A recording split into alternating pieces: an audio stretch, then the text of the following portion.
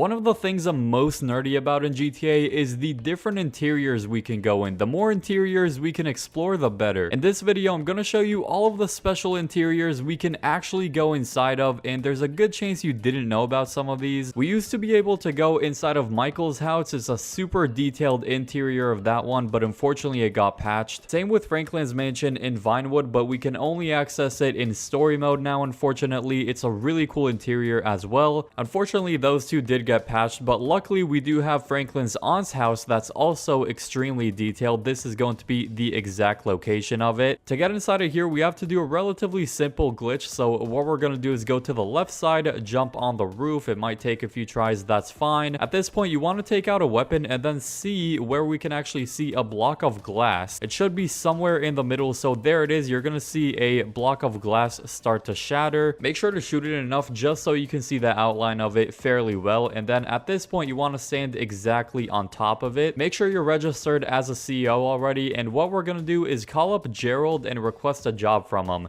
You can also do this with Simeon or Ron, just any one of those contacts. We're going to request a job from him and then wait till it pops up on our phone. There is the Gerald job. So we're not going to go in it just yet. At this point, we're going to open the interaction menu, go into the CEO menu, VIP work, and then we're going to start up the one called Sightseer. After we started that up, all we're going to do is load into that Gerald job. Make sure you're still standing on that block of glass as well. Once we get into this menu, all we're going to do is just wait a couple of seconds and then back out. And when we load back into GTA Online, we should actually spawn inside of Franklin's house. Franklin's aunt's house, I should say. And there we go. We are completely inside of this place. It is going to show you there's a timer on the bottom right, but you're still going to be able to just chill in here after the VIP work is over. And feel free to explore this place. I mean, this is pretty much 100% safe. If someone's trying to hunt you down in a GTA Online session, you could literally go in here and they probably would be very confused how you're inside of this house that you can't originally get into. One of the most detailed houses we have in the game, and unfortunately we can't just walk into this place, but luckily we have some cool glitches like this that allow us to do that. So there is his mom's bedroom or aunt, whatever, and then there is Franklin's bedroom. Super detailed, as you can see. He has a pretty cool gaming setup right here. He has his bed. Feel free to further explore this place, but yeah, if you want to get out of here, of course you could just switch sessions, or I guess just take the easy way out. One of the rarest interiors in the game is the Coroner's house that you can go in through an arcade setup. So just make sure to load up this exact setup through the arcade board until you see it gives you the location of the church. It took me 3 tries to actually get the location of the church. Once you get to the church, just pick up a hearse, then drive over to the coroner's office, and then you'll actually be able to go in a super rare interior that you're not able to go in usually. This is the only job that I know of that you can actually go inside of this interior. Of course, it's not going to just let you walk in online, unfortunately, but luckily we have certain jobs that let us do that, and that's another pretty cool interior you can go and check out. Another special interior we can walk into is the Pacific Standard Bank. Now this one's really easy. We could literally just walk inside of here. Of course, you can also walk into this place during the Pacific Standard heist, but this is easily one of the coolest interiors we have in the game. We can even go, I guess we can't go inside of this place. We're gonna have to go around for that. So I'm gonna show you how you can actually glitch into the secret vault on the bottom of this place. I guess we can go through this door and then let's go upstairs. We're gonna have to go all the way around to the vault, go down the stairs, and then we will be inside of this area now. To get inside of here, we're gonna do a similar method that we did with Franklin's aunt's house. So we're gonna register as a CEO and then go into VIP work, and we're gonna be starting up asset recovery. So make sure you have a Gerald job on your phone already. We're gonna walk up to this door and then go inside of the mission.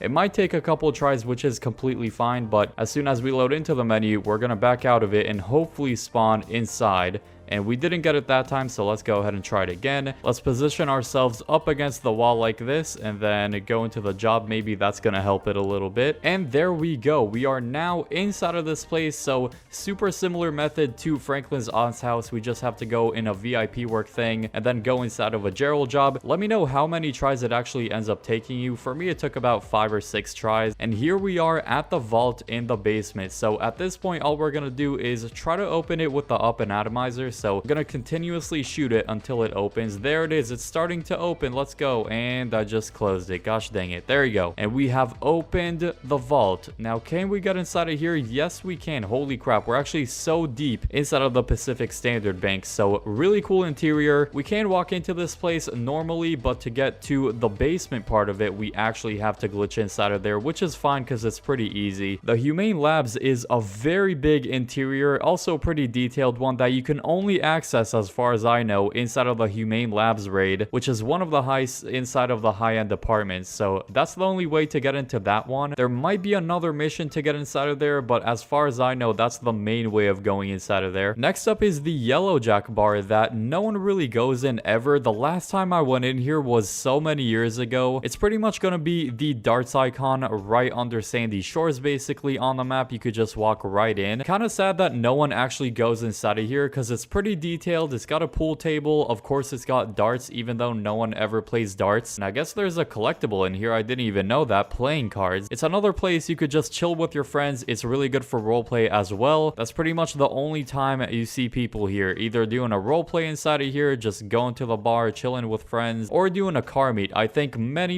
years ago, I did a car meet in this parking lot one time, and that's pretty much the only time I've ever been here. Next location is going to be in Stab City, and it's going to be a specific trailer that we can go inside of. Most of these trailers are completely locked, and we can't even see the inside of them, but if we go to this exact one that's towards the back, right in front of the lake, we can actually go inside of here, and we could just walk. Oh, I didn't even know there's usually a guy sitting here. Hey, how's it going, man? Hopefully you don't mind that I just burst into your house. Okay, he's getting a little bit mad. I'm gonna have to leave you. I'm sorry. By the way, this is the exact location of it if you do want to go here. Next one is in the Fort Zancudo military base, and it's gonna be the actual control tower that we can go inside of, and there's actually a good amount going on in there, so I'm actually gonna go ahead and turn the cops blind eye. And why can I not do it right now? Bribe authorities. Okay, there you go. So you actually have to go outside the military base and then call it in. Then we can freely go in the military base. I guess if you have a hangar here, you don't even have to worry about getting the cops on you. If you want to challenge yourself, I guess you can actually just take out all the soldiers that are inside of this tower and just outside of it. As you can see, there's a bunch of security cameras. Let's go through the little security thing. Over here is going to be a little classroom, which is pretty cool. I bet you've never seen anything else like this around the GTA 5 map. So that's one thing, but let's actually go to the very top of this place. This place actually does have an elevator that doesn't really take you up at all, so it's pretty much useless. We have to go up the stairs a bunch of floors all the way to the top and then eventually make it. And eventually, once we get to the very top, I'm pretty sure you're even safe from explosions. So if someone shoots the edge of the top of this building, I don't even think that's gonna kill you. So it's a very nice little safe house, you can say. Once you get to this floor, you do have a little interior inside of here. This isn't even the very top of this place, so let's go even higher. Again, you are completely safe and you can see so far out of this place. One of the cooler interiors, honestly, I have to say. It's got a bunch of radars, a bunch of telephones. If you haven't been up here in a while, it's definitely worth exploring, and if you've never been here, you have to go up here at least once. Next one is going to be the abandoned mine shaft. Now, this place is one of the spookiest places in the history of GTA 5, and if you want to go here, this is the exact location of it on the map. It's pretty much in the middle of absolutely nowhere, and to go inside of this place, you actually have to blow this thing up. So use any explosive you want, back up a little bit, and then go ahead and blow it up. And now we can go inside of this very dark and spooky place. Definitely recommend having something like a flashlight or just any weapon with a flashlight. We could go two different directions here, and I guess I'm just gonna take the left one. If you press pause, you can actually see a map of this place, and as I said, it goes really far, and there's so many different directions you could take, so I'm not gonna explore it too much. I'm gonna let you do that in game. Anyway, let's move on to the next one because this place is too terrifying. This next one is gonna require us to call in the terabyte, so make sure you have the terabyte for this one. We're going to be exploring the interior of many different Fleeca Banks. There's a couple different Fleeca Bank locations around the city, so whichever one it gives us, that's fine. They're all pretty much the same exact interior, so what we're going to do is press right D-pad on the touch screen, go in client jobs, and then start a robbery in progress, and then go ahead and confirm that. Then we have to go back in the touchscreen and scroll through the different security cameras to see which one is getting robbed. Let's go. We actually got one that's very close to us, so just keep on scrolling using the right D-pad. After that, we have to press A or X on PlayStation to access the interior camera, and now we can actually go to this bank. Once we get here, all we're gonna do is blow up some police cars, and then there are gonna be like 2 or 3 juggernauts inside. We're just gonna throw some sticky bombs in there and then take out the juggernauts. Where are you, juggernaut? Are you in here somewhere? All right, we got the juggernaut, so this is the interior. Now all we have to do is take out one guy in the back. I guess we also have a duffel bag from this, and now we could just chill in here for as long as we want. If you have a friend in the session with you, I guess he could just barricade you in here with a big vehicle in front of the doors. This next one is gonna get us inside of the FIB building. It's got a really cool interior to it. To do this one, I recommend getting a relatively large helicopter like a cargo bob, for example, and fly all the way to the top of this building. And you want to park the cargo bob halfway on the glass and halfway just kind of like off it, if that makes sense. We're gonna take out a weapon and then try to go under it just like this, and then try to go forward, and hopefully eventually it should actually glitch us down. Sometimes it's just gonna push us to the side, so what we're gonna do is keep on flipping through here, try to get under it as much as possible. Let's get under it, and then we want to move forward. We want it to knock us over just like this. We're on fire. That's not good. So you see how it kicked us off to the side? We want to do the same thing it did right there, but eventually it should kick us down instead of to the side.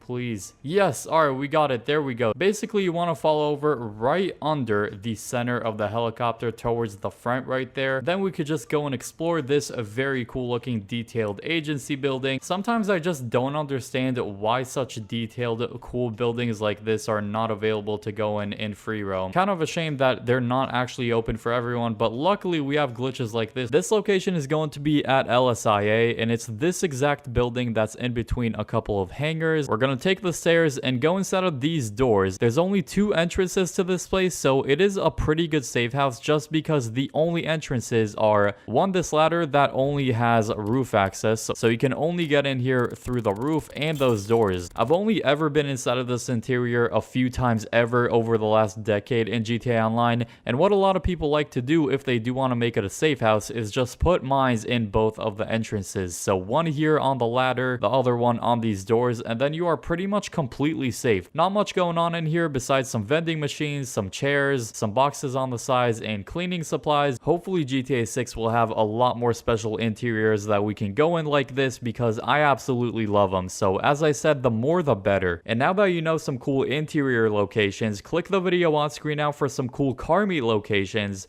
I hope you all enjoy that video, and peace.